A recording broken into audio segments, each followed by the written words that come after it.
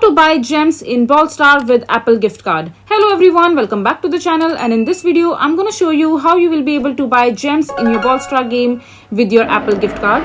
So first of all, just open your Brawl Stars in your mobile device, and after that just simply open your account using your Supercell ID. If you don't have the Supercell ID, just create an ID for yourself, and after that just simply log into your account. And once you're logged in into your account, all you have to do is just simply click on the shop icon from the left hand side of the screen. You will see this shop icon right here. Just simply tap on it and it will open up the shop section for you. Just simply swipe the content with your screen using your fingers, and after that at the end you will be able to see the option called gem packs. You will be able to see different gems that you can buy from your Brawl Stars game. As you can see that there are different options for different prices. So you can select the amount of gems that you would want to buy from your Brawl Stars game. For example, I want to buy the first one. So just simply click on it, and as soon as you click on it, you will be able to see the payment option right in front of you. And in the payment method section, just keep handy your Apple gift card with you. Just copy your Apple gift card number, your CVC code, expiration date and other details of your Apple card.